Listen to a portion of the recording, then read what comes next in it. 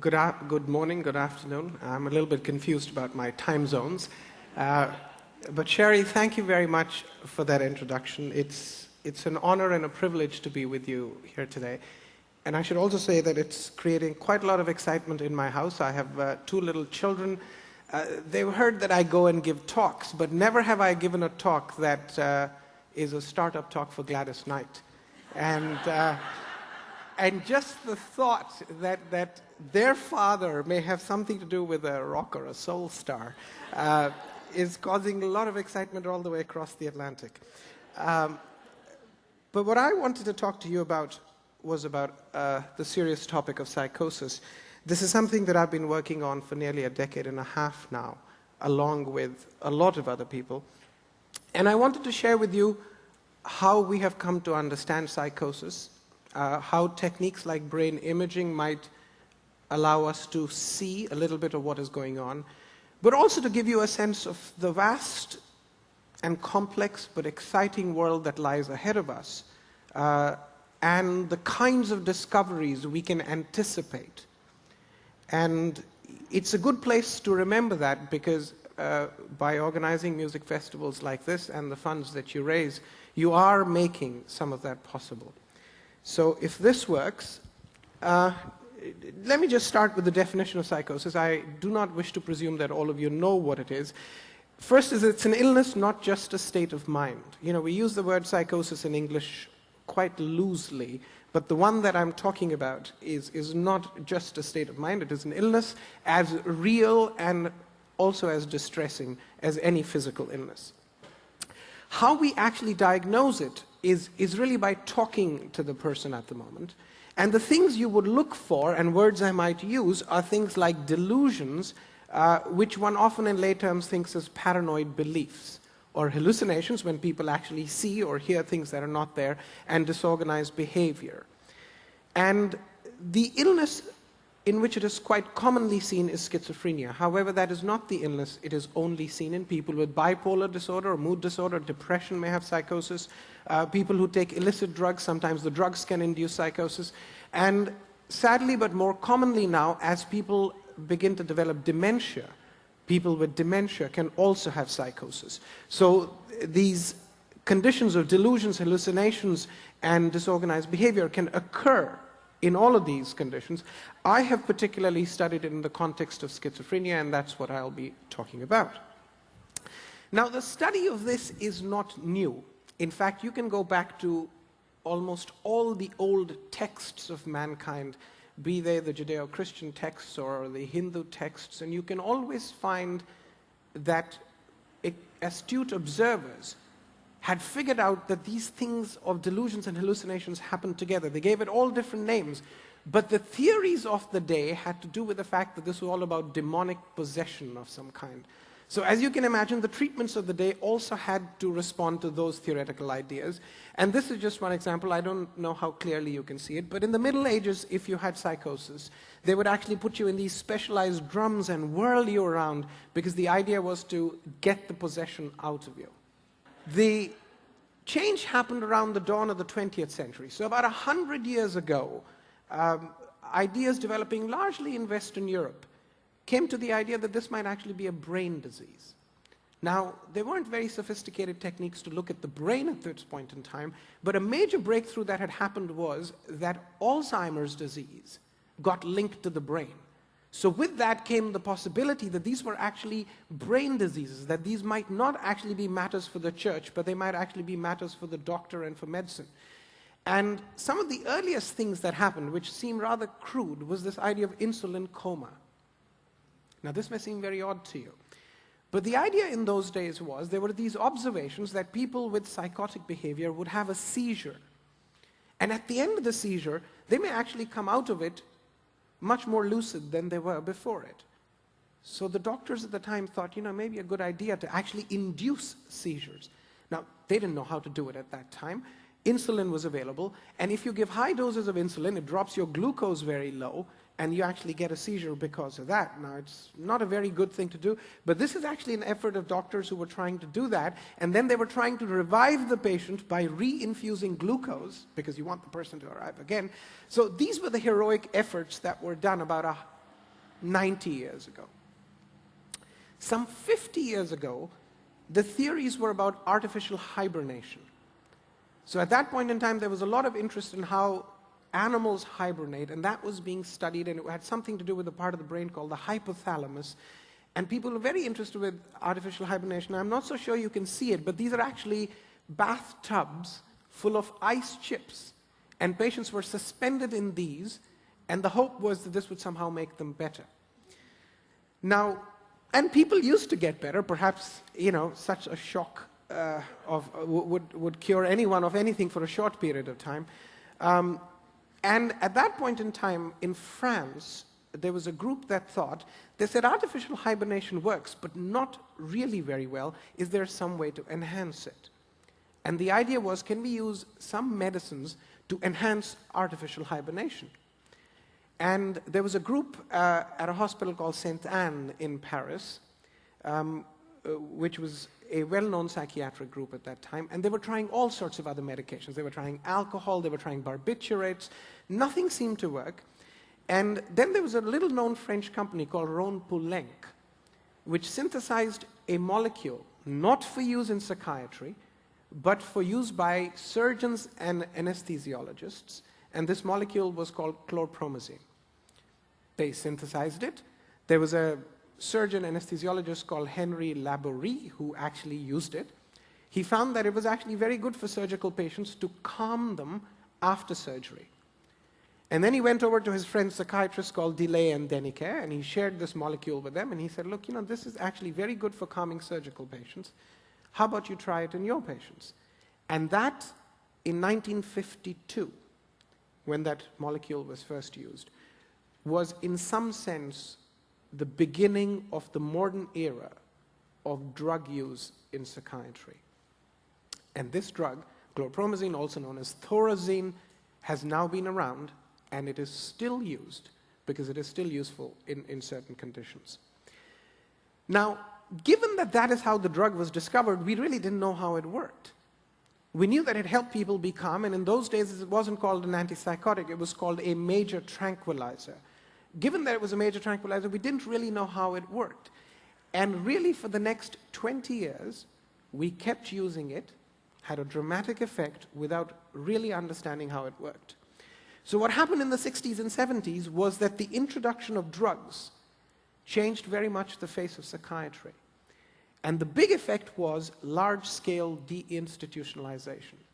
So as you may know, and I actually don't know the names in this area, but there must have been, as there were in almost all of the developed world at that time, these large institutions were called state hospitals, asylums, where a large number of people were kept because there was really no other way of managing them in the community. But with the introduction of medications, it became possible for people to leave those state hospitals and actually go out and live integrated in the community. The other thing that happened was that the success of medications raised the possibility and gave great impetus to what we now call biological psychiatry. Because the success of these medications was in some sense proof of the principle that you can study the brain, you can use principles of modern medicine, and you can actually use that to change things for patients and do good. And along this line, in 1976, an important finding came around. And don't worry if you can't see the little dots on the slide, it's not actually very relevant. What is relevant is how it came about.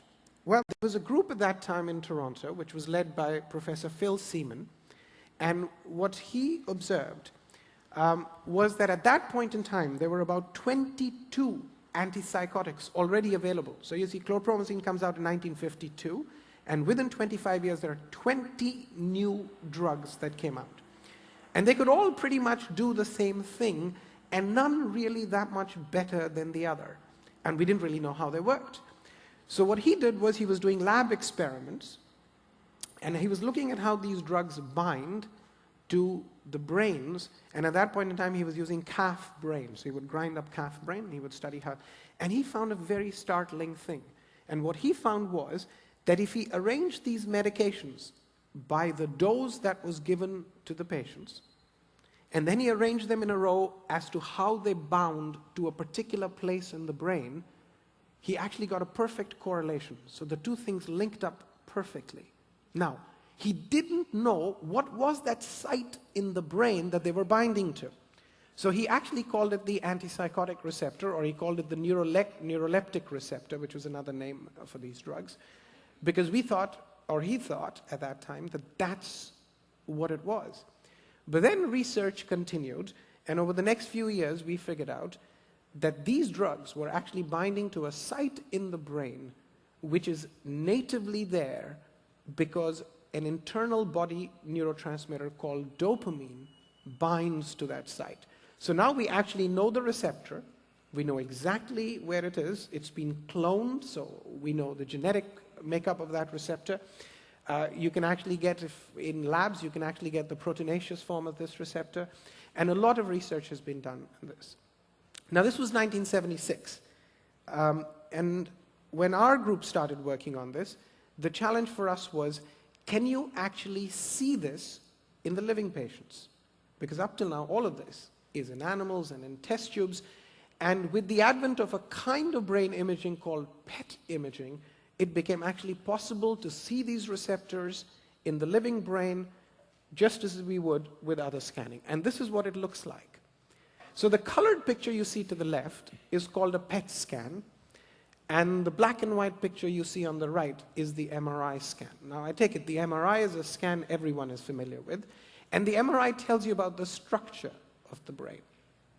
The PET scan tells you about the chemical distribution in the brain. And it is just a convention that the hot colors like red and yellow mean that there is more signal of that particular thing that you're trying to measure in that region. And since we were measuring D2 receptors, it actually tells you that the D2 receptors are very highly concentrated in these two sort of lunar-shaped parts of the brain, which we know is what is called the striatum. And this is like a relay station.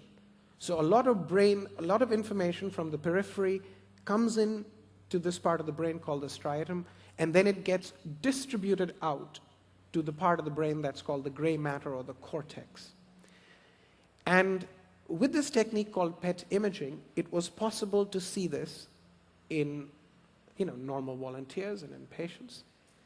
And what you could do is you could put the MRI scan next to the PET scan, and now you could actually know exactly where that signal was coming from. So you might wonder what this looks like. Well, it looks like any other scanner. You lie down in the scanner, and the difference here is that we inject a very low quantity of a radioactive dye, which is synthesized to go and attach to the particular molecule of interest. So it doesn't attach to anything else, it attaches to that molecule of interest. So it goes into the brain, it attaches, and the camera picks up the distribution in the brain. That's all the camera does. So it just tells you where in the brain your tracer or your dye went, and by that you get an idea of distribution, you get an idea of quantity. And if you want, while people are in the scanner, you can actually have them do mental tasks, you can have them do different things, and you can see if that actually changes the level of the chemical. Now, you need a scanner if you want to do PET imaging, but you also have to produce the dye. And to do that, you need another very heavy machine called a cyclotron. So this is a medical cyclotron that produces the radioactive dye. Once produced, it looks like a colorless fluid. It's like you just take a little bit amount of it, and you inject it into the patient, and the camera is able to see how it's distributed all over. Now, the point is, can we put it to some good use? Well, these are the kinds of things you can do with it. You can take someone, and you can give them a PET scan before treatment. So what you see on the left is a PET scan before treatment. And then you can treat them, and in this case, since it was of interest to us to look at how antipsychotics work, we treated them with antipsychotics, and this is what the picture looks like. So it's the same person, the same scanning technique. The only difference is one was prior to treatment, one was after they had been taking a medication called haloperidol, and they were taking 2 milligrams of it. And as you can see, the picture changes quite dramatically. And if you do the sort of mathematical calculations, you can even measure to the last % how much of the signal that was there originally is being blocked by the drug. And in this particular case, it was 74%. And as you can imagine, if you give less drug, it blocks less. If you give more drug, it blocks more. What was of interest to us, because about 10 years ago, there was a lot of debate in psychiatry as to what is the right dose of the medication to use. And this is a challenge which still continues. And if you talk to patients who have to take these, or you talk to their families, you often find that they have the sense that, the medications are making the person dopey, they're making them, too lethargic. So what is the right dose of the medication to use? So we set about trying to answer this question scientifically, and what we did was we did a study where we invited a number of patients. We gave them all different doses of the medication, from very low to high. And then we looked at their brains. We saw how much of the receptors were blocked. And then we asked the question, is there a relationship between the amount of receptors that are blocked and whether people get better or not? And we were fortunate enough to find that. And what we found was the following, that if you block less than 65% of the receptors, you can see there's a lot of red. So the people who were in that group, red means they didn't get better. And if you block less than 65% of the receptors, 80% of the people don't get better. There is always a few people who get better, and there are exceptions. But if you block more than 65%, you see there's that green bar is much bigger. So now almost 70% of the people got better. Not everyone got better, because in reality, no one medicine is a panacea for the entire population. But this gave us a sense that, the dose should be above 65. And you might even say, well, why not go to 100? Well, here is why not. Because when you look at side effects, and this is now vertical bars, are all the individual people in the study, and you see that the only ones who got the side effects were the ones who had the highest level of block. And that number was about 78%. So it seemed that you needed to block 65, because people don't actually get much better until you get there, but you don't want to go above 78 or 80, because that's when the side effects start appearing. So we've then used this idea to investigate a host of other medications to see that can we use the signal from the brain to advise on what is the right dose of the medication.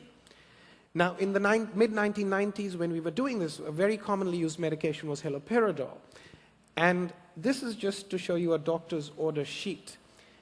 This says it's 1995, and this was the treatment that was prescribed to a young man who came to our hospital in Toronto at that time. And he was given Haldol 5 milligrams every 6 hours. So that's 5 plus 5 plus 5, that's 20 in the first day. And when we did our brain scans, what we found was, as we had just discussed, in the brain you only want to block about 60–70% of the receptors. And what we found was that 2.5 milligrams does that. So he was a patient being prescribed 20, and 2.5 is enough. And so one of the practical implications of this finding, that this then led to some clinical trials, and there is a general consensus in the field now that if we are going to be using drugs like haloperidol, we should be using them in the range of 2 to 4. And so one of the practical implications of this work has been that it has actually allowed us to focus the dosing of medications much better. Now, we also then wanted to see what happens in all the animal models, because the reality of drug development is that there are so many chemicals that are produced, you can't take all of them to humans, you have to somehow choose between them, and the way it's usually done is through animal models. So we went and we started doing PET scans in animals, which leads to interesting puns, but here you see is a little rat who's anesthetized, and since they don't take medications by mouth, you actually give it to them by injection. And rather than putting them in the scanner, you actually put 2 probes on the top of their head. And what is rather surprising is that even in the rat, you tend to get a curve quite like the human. And then what we observed was that there are these rat models of side effects, and there are these rat models of the drug being effective. And what we observed was that in the rat also, the side effects begin, which is that red mark, begins when you block about 80% of the system. And the good effects begin when you block about 60% of the system. So this was interesting because actually the model in the rat doesn't look anything like the human being. But this told us that the reason why this rat model predicts is because when the drug is given in the right amount in the rat, it blocks about 60 to 80% of the receptors in the rat brain. You get those effects, and if you use the same drug in the human correctly, you'll get an antipsychotic effect. So this helped us develop better animal models, and one of the first things we learned that much of the rat research also was being done at doses which were 10 times higher than relevant. So you may say, well, what's the harm of that? Well, the harm of that is the following. Drugs have different effects at different doses. If you're studying the drug at a dose that is 10 times more than the dose at which it is effective in the human, you land up learning a lot about biology at that dose, but that's the wrong lesson. You need to learn about what the drug does at the dose that's relevant in the human, and this work that we've done has not only led to better dosing in humans, and it's not just our work, but this work put along with the work of others, but what it has also done has changed the way these drugs are dosed when they're dosed in animal models to study how all of this works. Now, if you're familiar with medications for psychosis, you will know that we don't actually use thorazine much anymore, at least not in the US. We don't use Haldol much anymore, but we're using all of these new medications with names like, olanzapine and risperidone. Now, while the old medications used to work a lot on the dopamine system, these new medications work on a number of other systems. So the brain is rich in neurotransmitters, and these new medications work on all of these different systems, all shown here in a different color. And when this data came out in the mid-1990s, it seemed as if these new medications were just a totally different class because they were so colorful, they worked in so many systems, and the old medicine seems to work on the dopamine system.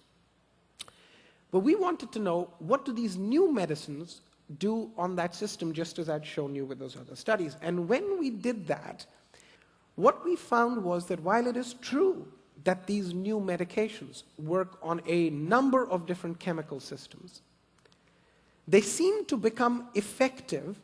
So for example, I'm taking here the example of olanzapine, becomes effective around 10 milligrams, and if you track up and see what does it do on D2, D2 is the dopamine system, what does it do on D2 when you give it in 10 milligrams? Well, lo and behold, it blocks about 70% of the D2 system. So this was something that you couldn't have guessed just by looking at the test tube data. You had to look in patients at the doses that the medication is effective. And what this told us, that while the new medicines certainly have some advantages and they have some disadvantages, they're not a categorically different class. They're really a different version, in many ways, of the old line of medications.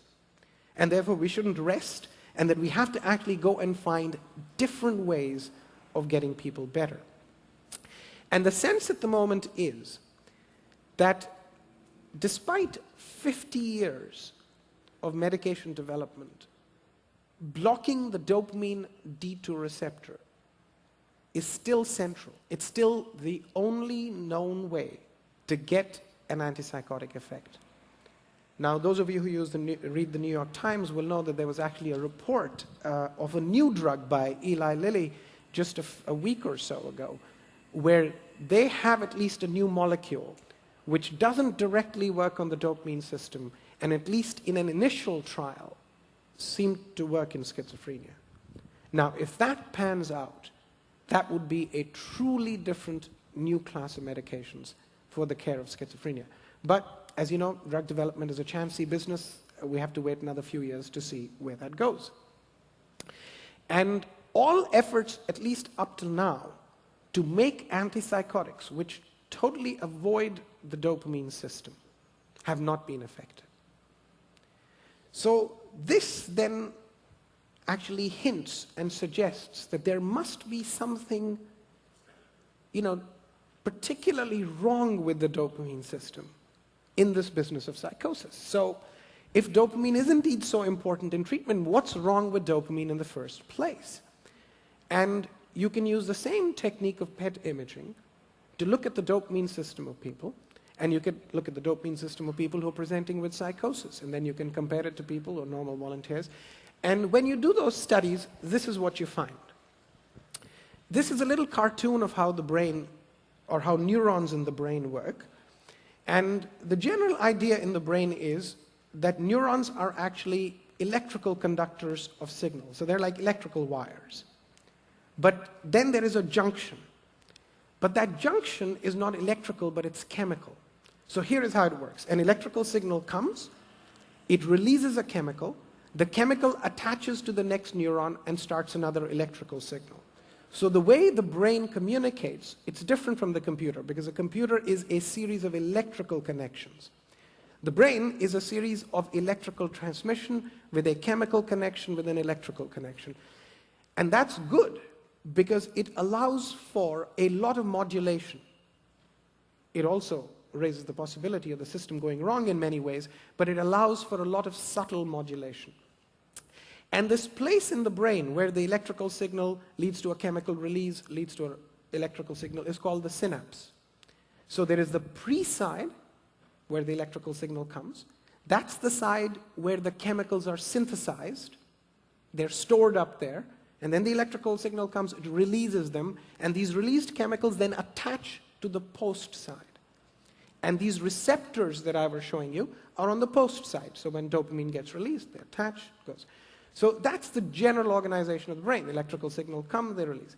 So our group, but also work at Columbia, work at Karolinska, have been studying what goes wrong with this architecture of the dopamine system in patients with psychosis. And here is what we know at the moment. First, dopamine synthesis, so the making of that dopamine chemical in the brain of patients with psychosis, is increased. The second is the release of that chemical in response to a challenge is also increased. And therefore, as you would expect, if you're making more, you're releasing more, you will have higher levels of it in the synapse, and you do. And those higher levels will lead to enhanced and abnormal transmission.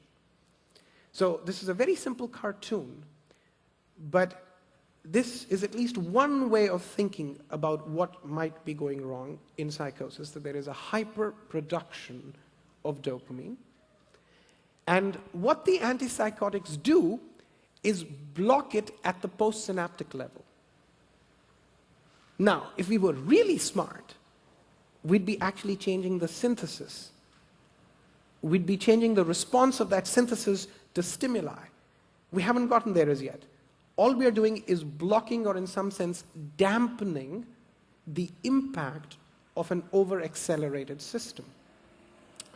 Now, why isn't that too smart? Well, it's good enough. It's gotten us far enough. But why isn't it as good as it could be? Well, it's because these releases of chemicals have normal functions in the body. So the moment you try to block the effect of the entire system, it may help you controlling the illness, but it may also induce side effects of its own, which is, of course, the ongoing challenge if anyone tries to take these medications. So in the ultimate final step of this, it would be great if we could get to the first step and stop it. Now, you may think that, I'm focusing all on dopamine. Is it that important? And the answer is yes, because as you know, now Hollywood has also decided it's important. Now, this was a film that came out, and the name of the film was Dopamine. And didn't have much to do with science, but it's interesting how these ideas about neurochemicals are now, in some sense, proliferating and making their way into this. But one question that you might have is the following. Well, if it is so important, as I'm trying to tell you it is, and it's clinically relevant, why don't we scan everyone? If it helps you tell what's wrong in the illness. And the scientific answer is because our positive predictive value is low. Now you might say, what jargon is that? Why don't we scan everyone? And the reason for that is the following. And this is probably an important thing to keep in mind, because it's true about the state of biological psychiatry, not just in schizophrenia, but in depression and the other conditions. Because, if you go to a doctor, usually with a psychiatric illness, at this moment, they don't have too many tests to guide either their diagnosis or guide their choice of medications. It kind of works by trial and error. So you might wonder that how could I stand here, show you all of these scans, tell you that they work, that they're useful, and yet when you go to your doctor, there really aren't scans that they can use. And the answer is that while these findings are indeed true, they do not have the level of separation from normals that allow you to use them diagnostically. So let me explain this to you with an example. There are now tests of this kind and other imaging tests and genetic tests and cognitive tests, paper and pencil tests, that you can do which are, let's say, positive in 90% of patients with schizophrenia. And they're only positive in 10% of the normal population. So at one level you might say, well, that's very good. I will see it in 90% of patients who have schizophrenia. I'll see it only in 10% of the normal population. This seems like a very good test. And while it's good for science, in practice, it's not good enough. And the reason for that is the following. Let's take a general population of 1,000 people. Usually in that population, only 1% will have schizophrenia. So in this 1,000, only 10 will have schizophrenia. Now, that test will be positive in 9 out of these 10. That sounds pretty good. But we'll have 990 otherwise normal people. And even though the test is positive only in 10% of these people, it'll be positive in 99 of them. So in the end, when you'll put it together, this test will be positive in more people without schizophrenia than it would be in people with schizophrenia. This does not take away from the scientific utility of the test. It is indeed something real. It allows us to dig down. It allows us to find the genetics of it. It allows us to do other things. But it is still not advanced to the level where we can use it in making predictions and diagnosis about single individuals. And that's why we've got to work harder at that, and we'll have to get those numbers 90-10 to look more like 99-1 before we can actually start using them in an individually useful fashion. And that remains the Holy Grail, and myself and my colleagues over here, we all try to keep working towards it. Now, I have, in talking about schizophrenia and focusing only on one neurotransmitter, made things much simpler than they actually are. There are many neurotransmitters in the brain, and the actual picture is much more complex. So let me bring this to an end by giving you a sort of more comprehensive view of at least how I see illnesses like psychosis or the manifestation of psychosis in schizophrenia. There is now pretty strong evidence that there are strong genetic as well as environmental causes that lead to psychosis. But there are some very important breakthroughs that have been made. So for example, when it comes to genes, we're beginning to understand that there are genes like neuregulin. There are other genes like this that Dr. Kurosawa has discovered and worked on, and he'll talk more about it. So there are now genes for schizophrenia. But they're not genes in the conventional sense that if you have it, you'll have the illness, and if you don't have it, you're safe. No. They're genes in that they make it more likely. They double the chance that you will have schizophrenia. They don't determine it, they make you more vulnerable towards it. Similarly with environmental causes. We now know that there are strong environmental causes that can be linked with a higher rate of schizophrenia. What are they? Well, cannabis, for one, is a good one. Cannabis smoking in adolescence doubles, or depending upon some data, triples the chance that you might develop psychosis. Having said that, 97% of the users with cannabis do just fine. So it just must be some kind of an interaction of a genetic vulnerability with an environmental cause.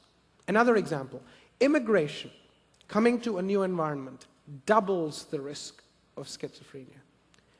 And immigration to an area where you're particularly alien and into a socially hostile environment, and these are studies done in Moroccans who moved to Amsterdam, or they've been done in the Afro-Caribbean black who moved to London, England, 4 to 5 times increases the risk of schizophrenia. Now, the reality is most Moroccans moving to Amsterdam do just fine, and most Afro-Caribbean blacks moving to London thrive very well. But it must be some interaction of these social and environmental factors with genetic vulnerabilities, we don't know the mechanisms, which in some unfortunate cases come together in such a way that they make you vulnerable. But the question is, are these genes for schizophrenia in the simple sense? So in other words, is this a gene that leads to schizophrenia, the illness? And the answer is probably no. These are genes that give you vulnerabilities of all different kinds. So these genes probably make you vulnerable in the sense that your cognitive abilities, so your abilities to do complex sort of, mathematics, IQ type tasks, may be compromised a bit. Not a lot, just a bit. We're not talking here about mental retardation, things like that. No, subtle compromise in this. There may be subtle compromises in your sociability. There may be subtle differences in the kind of magical, mystical things that occupy you. And our thinking is that there may be a lot of us who have some of this. And that's just fine. And that's how life goes on. That's what makes us all interesting, weird, and wonderful. But it might be that in some of us, when these environmental and genes come together, what they lead to is that dopamine dysfunction. Because if all you have is this, you have really no reason to go see a doctor. But we think that when on this is superimposed that dopamine problem, that's when you develop psychosis. And that's when you go to the psychiatrist, because psychosis is hard to hide. But when the psychiatrist actually reviews you now, and when they see people coming in with psychosis, they find that psychosis is not the only thing they have. In fact, it might not even be the major thing they have. Underlying psychosis are these subtle cognitive and subtle sociability differences, subtle differences in the kinds of things that interest people with this illness. At the moment, what we're doing with our medications is we are blocking the effect of that abnormal dopamine. What happens as a result is we take off the top layer of the illness. That's when we're really successful. The sad part is that in about 30% of the people, for some reasons we don't understand, it doesn't lead to a complete abolition of that. But let's say when we get successful, we're really good in taking away psychosis. But these subtle underlying abnormalities of cognition, of things called negative symptoms, they actually stay. And we don't, at the moment, really understand what are the genes, what are the environments, what are the pathways that are leading to those. So we don't really have any medications targeted towards them. And as I had shown you, we're just blocking the dopamine system. We're not fundamentally correcting the abnormality in the dopamine system. We don't know exactly how to do that at the moment. So what happens is, so long as the person keeps the medication on, the symptoms at the top are suppressed. Sooner or later, as tends to be the tendency in this illness, people take the medication off. It's like lifting the lid off a pot that was still boiling, and the symptoms bubble over again. We put the lid back again, it sort of settles down. That seems to be the way that we're currently dealing with these illnesses. It's still a big advance from the days of those whirling chairs and insulin comas and artificial hibernation, so I don't think we can get too hard on ourselves. But the real excitement lies in the lower part of the pyramid. And the advances of the last 20 to 30 years have first told us that there is a lower part of the pyramid, because 20, 30 years ago we really didn't know how to conceptualize this illness. We're starting to get better and better hold on precisely what these genetic and environmental causes are. And the hope would be that, complex as it might seem, that in the next 10 years or so, we'll be able to directly tackle one of these. So let me end with this nice little saying, which says, the key to realizing a dream is to focus not on success but significance. And then even the small steps and little victories along your path will take on greater meaning. And I think this is important because while one could debate, how much advanced science has made, one cannot debate the significance and the importance of what we're trying to do, we as in a society are trying to do when we're addressing things like mental illness, when we're addressing them at a scientific level, when we're addressing them at the level of stigma, when we're addressing them as to developing the hope for the future. Interestingly enough, this comes from the great American sage Oprah Winfrey, one of her shows. She does say profound things sometimes. But it is indeed true. And I think there has been a tremendous advance in the basic understanding of this illness. With the new discoveries in genetics, there is tremendous hope. What we hope is that in 10 years from now, when someone comes and gives a talk of this kind, that hope would have converted into some true advances that we can offer in the clinic to individual patients.